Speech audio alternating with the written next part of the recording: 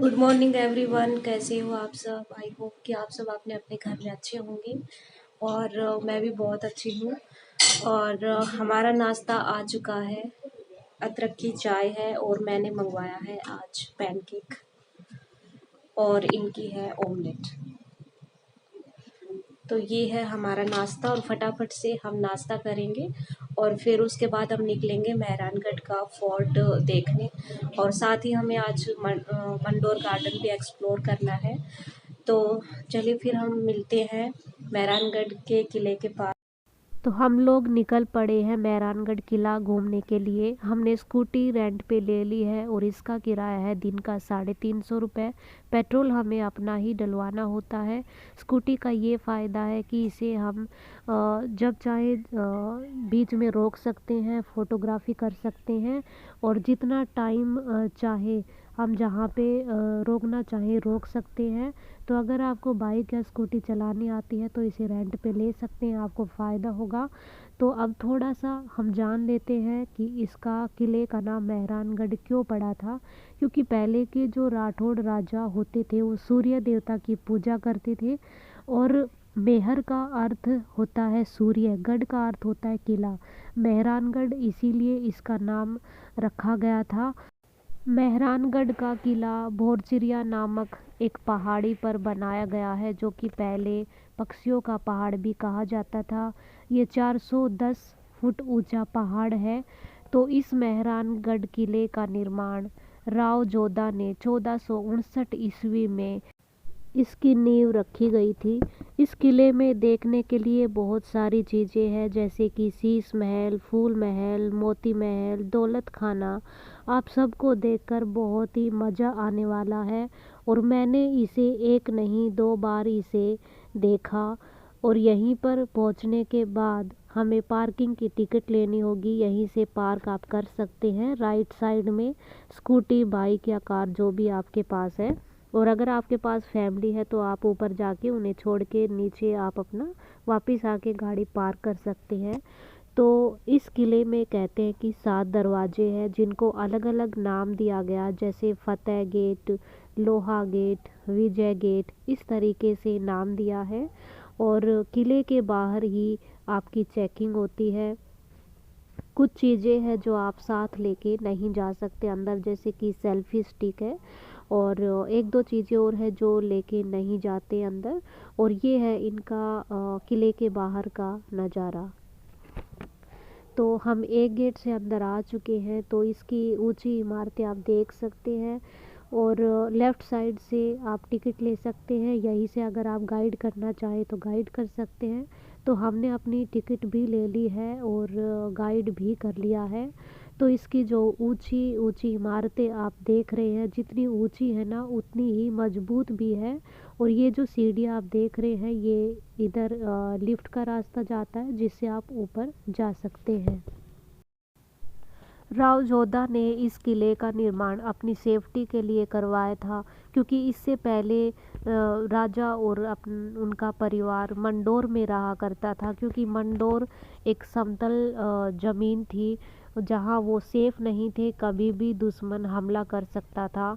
तो उसके बाद उन्होंने अपनी सेफ्टी के लिए मंडोर से 9 किलोमीटर दूर यहाँ पर ये मेहरानगढ़ किले का निर्माण करवाया, ताकि वो सेफ रह सके और दुश्मनों से अपना बचाव कर सके।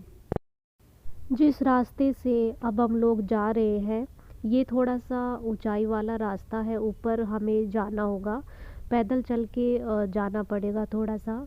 और कहते हैं कि पहले जब दुश्मन हमला करते थे ना, तो ऊपर वाले गेट से बड़े साइज के पत्थर नीचे लुढ़काए जाते थे, ताकि दुश्मन पीछे हट जाए और वो ऊपर ना आ सके। तो चलिए फिर चलते हैं हम आगे की ओर। और इसकी जो ऊंची ऊंची इमारतें, जो कारीगरी आप देख रहे हैं, ये हाथों की हुई कारीगरी है। पहले तो मशीनें भी नहीं हुआ करती थी। और इतनी अच्छी कारीगरी सच में, मतलब प्रशंसा के योग्य है वो कारीगर जिन्होंने ये महल बनाया अपने हाथों से। हजारों की तादाद में कारीगर होते थे जो दिन रात काम करके अपना काम ये पूरा करते थे। यहाँ की एक और बात मेरे दिल को छू गई, क्योंकि यहाँ पे वेलकम बहुत ही अच्छा करते हैं। जो गाने बजाने वाले बैठे रहते हैं ना, ऐसा लगता है कि मानो जैसे हम राजा रानी हैं और हमारा यहाँ पे स्वागत हो रहा है। इतना अच्छा गाना गाते बजाते हैं, आप खुद ही देख लीजिए।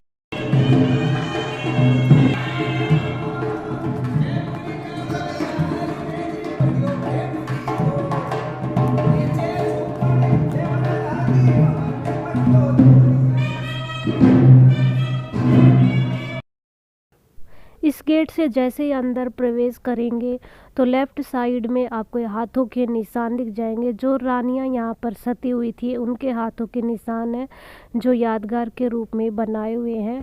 थोड़ा सा जैसे ही हम आगे चलेंगे तो लेफ़्ट साइड में जो दुकानें आप देख रहे हो, उनमें राजस्थानी ट्रेडिशनल चीज़ें आप उनकी ख़रीदारी कर सकते हैं। ये काफ़ी मतलब अच्छी होती है। तो और उसके बिल्कुल राइट साइड में रेस्टोरेंट है, जहाँ आप खाना पीना कर सकते हैं। और थोड़ा सा ही चलते यहाँ पे टिकट की चेकिंग होती है, तो हमें भी टिकट की अपनी चेकिंग करवानी है। टिकट चेक करते ही बस ये एक गेट है बगल में, यहाँ से रास्ता जाता है इस राजमहल के अंदर। तो चलिए फिर चलते हैं महल के अंदर। बिल्कुल एंटर करते ही इसमें ये भगवान गणेश की मूर्ति लगी हुई है, और थोड़ा सा सीढ़ियाँ हमें चढ़ के ऊपर जाना है इसमें। तो ये जो चौक आप देख रहे हैं, पहले यहाँ पे राज तिलक हुआ करता था।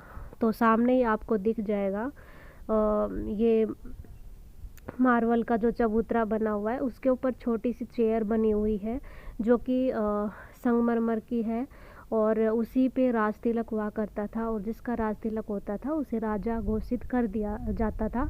तो ये जो आप पालकी की डिज़ाइन में जो ऊपर ये स्ट्रक्चर, जो डिज़ाइन, जो कारीगरी आप देख रहे हैं, यहाँ कितने सारे झरोखे हैं, खिड़कियाँ लगी हुई है।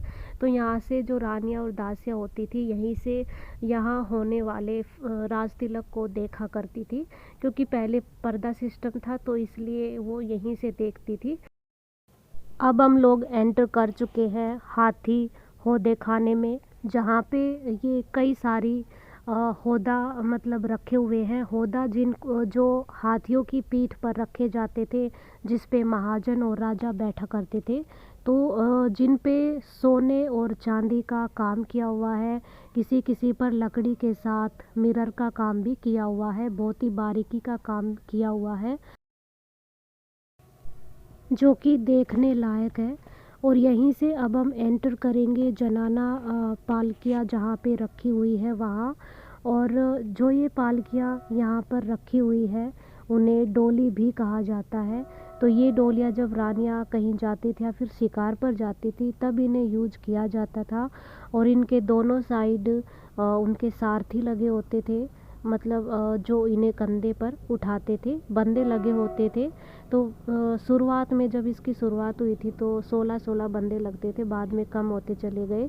ये वाली पालकी है जो शादी के टाइम यूज की जाती थी, इस पे सोने का काम किया हुआ है। और ये जो पालकियाँ आप देख रहे हैं, इनका नाम तामझाम रखा गया, जो कि बच्चों के लिए यूज की जाती थी।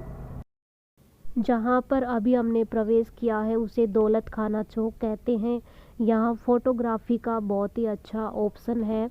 और यहाँ जो आप दरवाज़ा सामने देख रहे हैं, यहाँ एंटर करते ही हमें दिखेगी सामने बड़े आकार की गुंबद के आकार की महाडोल पालकी, जिसे 1730 ईस्वी में राजा अभय सिंह जी गुजरात के गवर्नर से जीत कर लाए थे, जिस पर सोने का काम किया हुआ है। लकड़ी के ऊपर ये सोने का एक बेहतरीन काम किया हुआ है। साथ ही देखने को मिलेगी राजा अजीत सिंह की तलवार, और साथ ही मुगलों की तलवार, और कुछ कटारे हैं, ढाल है जिस पे बहुत ही बारीकी का काम किया हुआ है, और हाथी को हैंडल करने वाली ये लंबी सी कटार, सर नाक कान की सुरक्षा के लिए ये टोपा, साथ ही ये शराब पान सुपारी रखने के बर्तन, ये चुस्की है जो एक इंसान के आकार की है, जिसमें दारू डाल के राजा चुस्की लेते थे।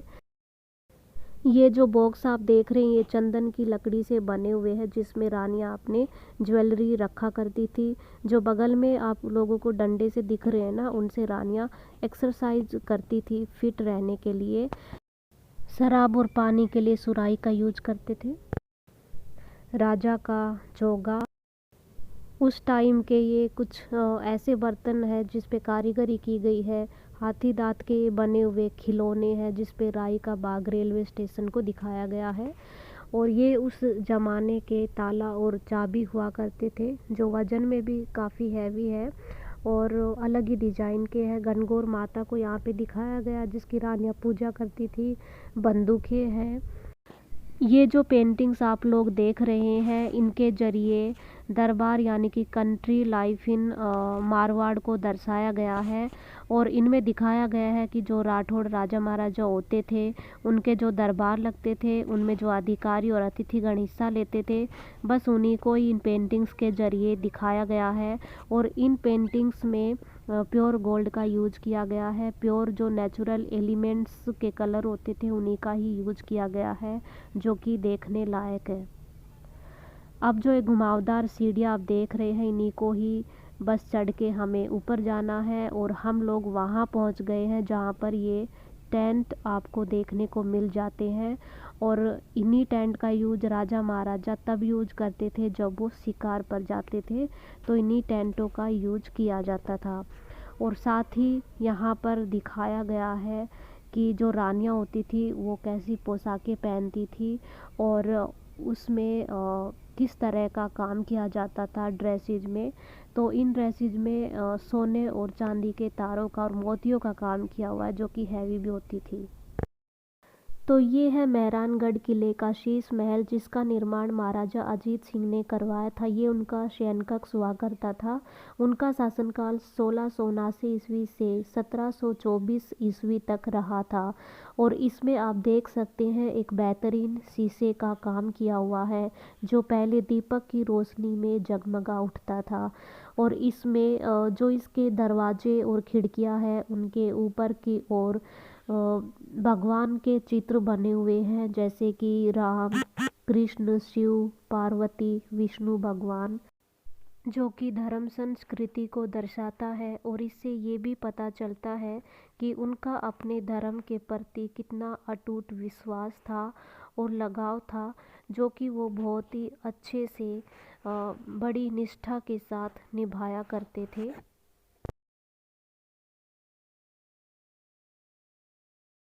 यहाँ से निकलने के बाद आगे हमें जाने के लिए घुमावदार सीढ़ियाँ हमें ऊपर चढ़ के जाना होगा।